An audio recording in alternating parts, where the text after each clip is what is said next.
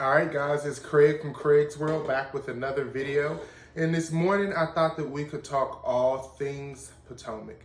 And if you're wondering what I'm talking about, that is RHOP, The Real Housewives of Potomac.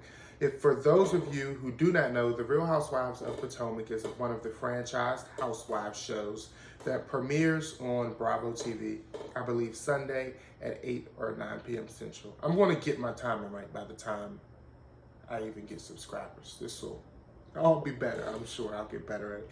But I'm really excited to talk about Potomac. And the reason I'm excited to talk about Potomac because this is Potomac, Maryland. This is right outside of DC, right outside of Virginia, which is the DMV. And that's where I'm from. That's exactly where I'm from. It's not like, oh, I was born here. No, that's where I'm from. I am so DMV. Look at the bucket hat.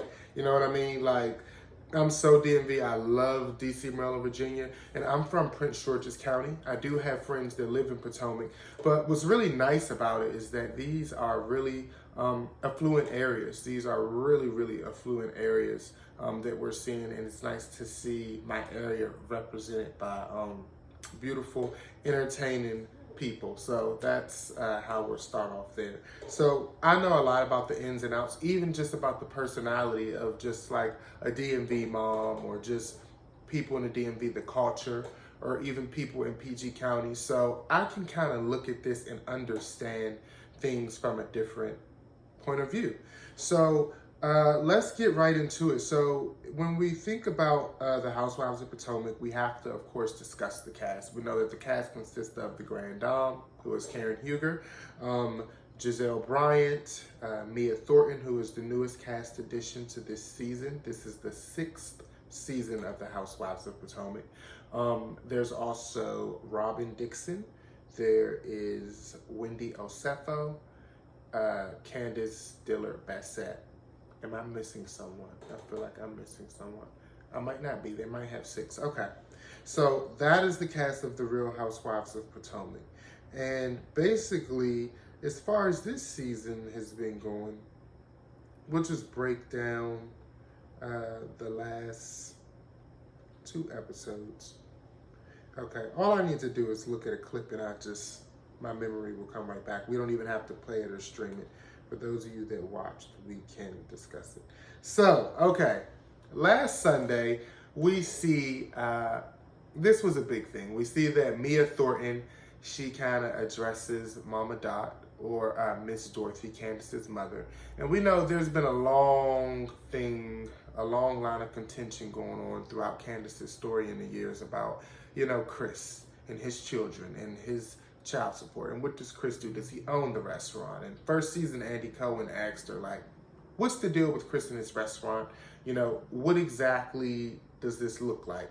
And she opted in or out, saying that this is proprietary information and she reserves the right to be judicious about it.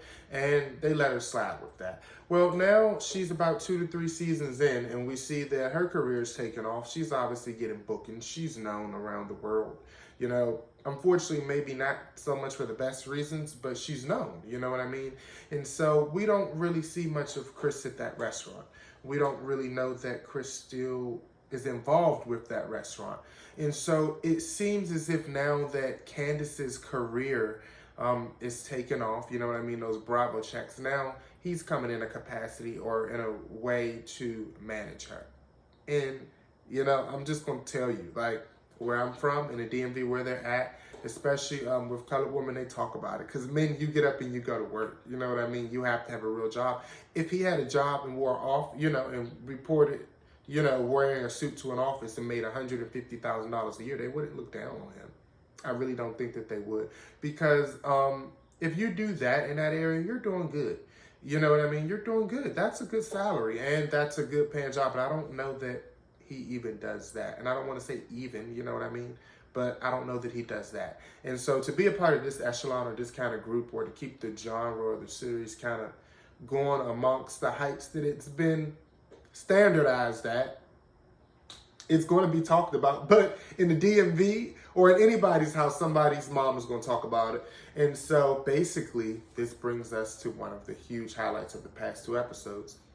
So there comes time where Candace has a video shoot and Chris is managing her career. Now, he's not showing up. He has not shown up because he said that he has online cooking classes he has to do at home, is what I believe the excuse or the dilemma was, so to speak. Nothing was really coming through for Candace. For me looking at it, she was in the DMV parking lot, the MVA parking lot, Motor Vehicles Administration, on a Sunday when it was closed, so no cars was out there. And people do it all the time. You saw Giselle went to a parking lot and practiced parking. My dad, when we learned how to drive, that's exactly how we did. So she didn't book a venue, and perhaps she did. Forgive me if I'm player hating, I'm not trying to. Perhaps she did, but it looked like she went to the MVA on a Sunday and just said, yeah, we're gonna shoot a video here. Chris is a chef, so it would have been nice even if he couldn't, but even if he like had some food catered and said, yeah, I had one of my colleagues, one of my buddies who owns a restaurant over here because I was so busy, you know, he had this food brought over here. He could have gotten the confessional and said it. I mean, it didn't have, listen. If it would have at least been food and refreshments, even for extras on a set of like a movie, you know what I mean? There's a charcuterie tray, there's bottled waters or something, and perhaps it was. I just don't recall seeing it. I got 4 eyes too. I got these 2 hand contacts. So I don't recall seeing it, but perhaps it was there. So Mia Thornton, getting back to the point, she's new to the scene. This is her first season. Now, all the background story I've given you just sheds a little insight into Candace and Chris's situation, which isn't necessarily a situation, but it's a thing that's been talked about. And so Mia meets Candace's mom, who has sponsored a lot of Candace's life. And let me just explain something to you. Candace's mom has money, okay? Mama Dorothy, she has money. And just a lot of the way in the DMV it is, I know it seems like Candace has grown and all this stuff, but her mom is a millionaire, you know what I mean? And if she needs something, or what people would go to the bank and take out or carry on their own back, maybe some of the things she gets from her mom, because her mom just has it. Her mom has, I need my money back. I'm going broke, fine, I can't. I mean, we haven't heard her talk like that. I don't get that impression. So I don't think there's nothing wrong with a parent giving to their child, ever, no matter how old you are. Now, for a child to be running back, mommy, help me, I think if that's the perception, it looks bad. And it also looks bad when you have a grown man who can be working, you know what I mean, to take care of, no. And he has kids, you know what I mean? But the dynamic of her and her mom, I have a cousin who has a similar dynamic. I mean, it's not weird to me. I understand that her mom's just always going to be there for her if Candace was married to him or not. You know what I mean? She might have liked, you know, for Candace to marry someone where Candace could kind of, you know, give back to her mom. And Candace can give back to her mom. It's just not going to be through her man. And her mom wanted more for her like that because she trained her up in that way. And she invested a lot in her.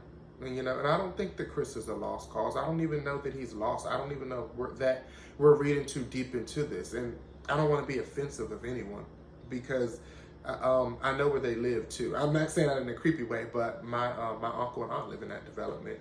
And that's a nice house. It takes something solid and I know you guys thinking Bravo, and I'm sure, you know, but it takes something solid to keep, you know, that kind of house up. It's a really nice development.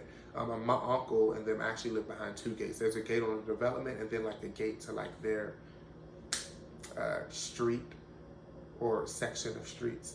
Yeah, it's nice, you know what I mean? Haven't been exactly at her house. I'm not going to do nothing creepy like that, but I know that she just moved in that development within the last year. And it's a nice house. It takes a lot to maintain it. And no, I don't believe her mother's over there giving money, but that's what Mia's question was. Is Chris getting paid? And is Chris her real manager or whatever she asked her? And is he her official manager? And it just wasn't appropriate because I'm kind of thinking like, you know, if it was my wife, you shouldn't be asking, you know, you shouldn't be asking anybody's mom anything about, you know, it's just kind of tacky, but you know, Mia's going to get into it. I think it's bad because it was her, but it's just like, it's not appropriate anyway. And I don't dislike Mia, but Mia, it wasn't appropriate. And perhaps she knows that. She might own that, but it wasn't appropriate. You didn't have to do that. That's her mom. Don't do that with my mama. Okay? Got it? We good. All right, so moving on from that situation, that's a little bit of background on that. So then we have this situation where everybody meets at Motel Hotel Giselle. And Giselle talks about Wendy, and Karen can't use the bathroom. Now, this is what I will tell you, is that Giselle is, I see a lot of DMV in her, you know what I mean? She is DMV petty, and she does stuff like that, and we kind of understand each other. Like, no, you're not using my bathroom. No, you know, we will do petty stuff like that even to our friends. Like, you coming over, but you're not using my bathroom, son. No, son, you're not using my bathroom, son. No, son, no. No, they got to be here. That's cool, son, but they're going to sit down and they're going to stay put, son. No. But like, no, I'm not giving them no juice this time. You know, it's awful. It's unhospitable. Like, we keep referring back to that echelon. You know, this is the same woman that held Monique to this standard. We have been able to keep ourselves to the standard. You know what I mean? It's a really tacky standard to invite someone to your house and say that they can't use the bathroom. And that in no way is an attack. It's just an observation. You know what I mean? That's not the same standard, Giselle. So let's get back to that other standard. But we all have our moments. We all do have our moments. You know what I mean? But that was tacky and it wasn't cool. And I'm not laughing like, oh, it was cool. I'm laughing like, you know, it was tacky, you know, and we'll just laugh to make it not so aggressive. I don't want to attack anyone. And so Candace and Mia get into an argument. Candace questions her, what makes you think that I would, you know, what makes you think that's okay in seconds of meeting my mom to ask my mother? Like, what makes you think that's not cool? And so Mia's like, well, first, when I get there, she's like, I pull up. And you got to remember, this is what I will tell you about the DMV woman. They are, when they do have money and when they are stately and when they do eat out and they are in Louboutins and they smell really good and they shop at Neiman's and Saks and that's their lifestyle and they're a certain way. Not bad. I'm not saying like California, bougie. There is a way. And if you haven't been to the DMV, you're seeing it. And you might not, I don't know if it fully transpires. You just have to understand us. You know what I mean? Potomac is so good because it was something people would never expect or understand. And I attribute that to the DMV. So you just kind of have to understand that. So I kind of understand Mia's personality. You know what I mean? I think about friends who have moms like her. And I don't mean that in a bad way, but it's like, I know, oh no, I'll be like, oh no, such and such. She's just like that's the kind of woman she is, and she got money, you know? So Mia's concern was, okay, I pulled up, I was the first person here. She was like, it's no management. She pulled up to the NBA parking lot, I'm telling you. And she's like, there's no management, nobody's here to greet me. You know what I mean? She is still a beginner, you know what I mean? So it's probably just the camera watching her walk around. She probably is feeling dumb. Like, what am I doing? I'm going on here like I'm feeling dumb. I feel like I'm looking dumb. I could be doing something different. I could be filming and never saying, man, I could really be doing this. This is cheesy. Like, what? Is there a husband or manager? You know what I mean? And, oh, the cameras are here. I'm going to be messy. Producer tip. Possibly. You know what I mean? And that could have easily thrown somebody off. You know what I mean? You can easily be thrown off, you know? And then you come in there, and then she's like, I'm not greeted. Like, what kind of event is this? And she's like, it's just giving low budget. And Candace is like, your mama's low budget. Oh, whoa! She's like, your mama is low budget. Okay. You know, I've been reading the comments and people are saying, I wonder if Candace is doing that because she knows her backstory of her mama, blah, blah, blah. Listen, I know how people even feel about Candace's personality. And I'm telling you now, like I said, I'm from the DMV. I can see the kind of person Candace is. I'm sure I have a friend like Candace. I don't think that she's doing that. I might even protect Candace kind of person. I was, you know, I liked Monique more than this last season when that whole thing went on. I just don't think that she's doing that. I don't get that vibe from her. I don't think that she's that kind of person. I just think that her mouth is just getting out of control and she's about to go out of control. She was talking to her mom. So it brings her mother up. You know, it's bait too. It's contextual. I think it's completely contextual. You know what I mean? And then her mama do have problems. And I don't know if it's set up because there's a lot of psych that goes into Bravo. And their stars have to be able to play into it too. You just got to be able to get in there and run. And Candace, a lot of people don't see her as being able to mesh and get in there and run. And you know what I mean by saying that. But she has her way, and this is her way. This is her way. Because she was reading the girls last night. Like, it was bad. I was like, oh my gosh, she is just passing out reads at everybody getting read by little skinny Candace, okay? I'm like, all right. So she said, your mama's low budget. like I said, I don't think that that is like a diss because of everything that Mia and her mom's been through. I think that it's more so a thing of, you know, Mia was talking to her mom about something that is so private. And I'm private about my money too. My parents and I have gotten into arguments, even in times when I lived back home, about me. Where's your money going? And it's something that you feel so private about. And especially if somebody's giving something to you, it's not your place. And then it's not your place. But she called her mother a little bunch. God, Candace. I don't think it's deeper than what it is. And if it is, I'd be a little shocked because I don't want to say that Candace cuts that deep. But if she does, then it would kind of, if she is doing it for the reasons that a lot of people are trying to project, then it does make sense as to why Monique took off on her. Because that means that not only is there a mouth, but it's a spark under that mouth. Not just a spark that keeps it going, but like a nasty, like a really nasty spark. Sometimes you just got a talking head, and that's how I see her.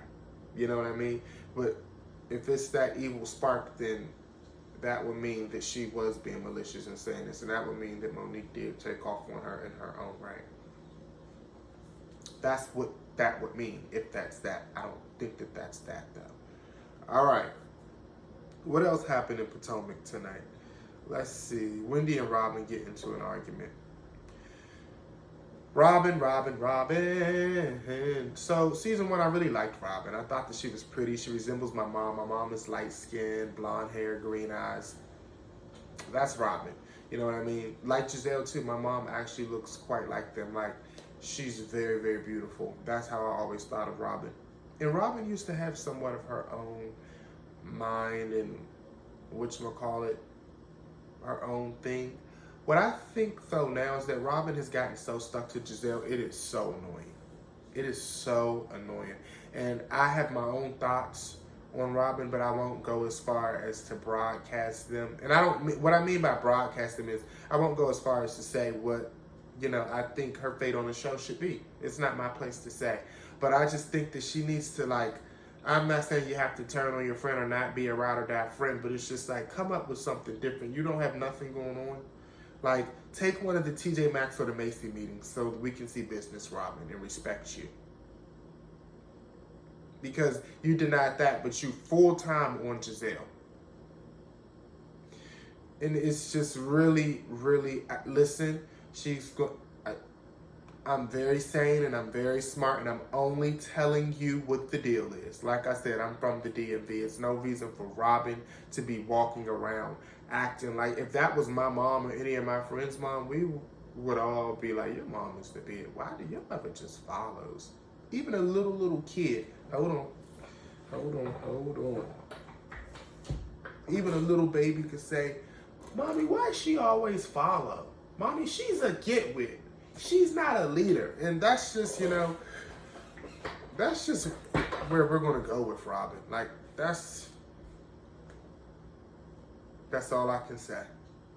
I was really excited to see her new house, and I'm going to be excited when all of that comes about and everything. And I know that Robin does have good taste, like in clothes and in doing her house and everything. So I think she's going to excel in that. I think Robin is terrified of money because of her past situations, but I just need her to get a little bit more aggressive in a different way. Get aggressive on the money and get off Gizelle. I really strongly feel that if she doesn't acknowledge it, she needs to go. I wasn't going to say it, but I'm going to say it because it's so passionate in me. I'd be holding back. She needs to go. And I hate to say that, put that in the universe. This video may never go nowhere, or it could. And I feel like it would be bad because she has that house, she has some kids, and I know how I feel about Robin, so I almost do want to take it back. But she needs to go. Unless this is, she needs, she does not have to. But she might need to. I can't even get into her because it's going to bring out an energy on this channel I don't want to. I'm from the DMV, and like I keep on saying moms, because I've always thought before there was an actual Potomac, I always thought my mom and her girlfriend should have been housewives. I just always thought they should have came to PG County. I don't say that in a bitter way or nothing. But I say that to say that if you've noticed out this video, I keep saying she's the kind of mom and she's the kind, because I'm from there and these women are moms, and so that's more so how I'm viewing them and then how they interact amongst each other. And when I look at Robin, I'm not saying she's a bad mom. I don't get that impression. But I'm just looking at her and like,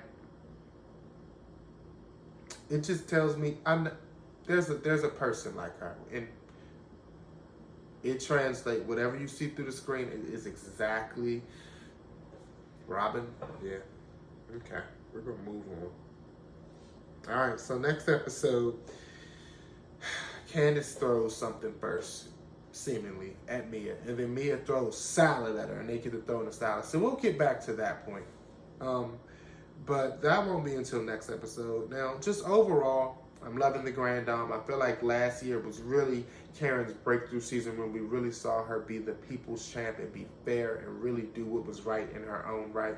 And I feel like this season she's kind of relaxing, but we see her on her business tip. She's kind of more established and getting her respect as far as the industry and things of that sort goes.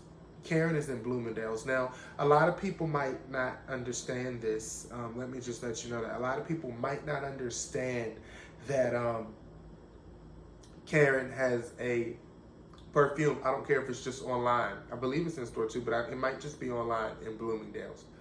Bloomingdale's, okay? When you think about the top stores in the world or in the United States, Neiman's, Saks, Bergdorf's,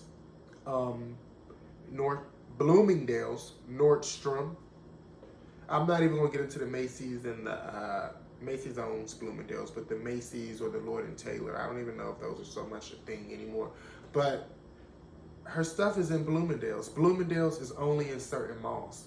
You can't just go down the street to the county mall and it's going to be a Bloomingdale's. Like, to get to Bloomingdale's in the DMV, you have to go to White Flint Mall. We won't even say that. You got to go to Tyson's Corner. Okay?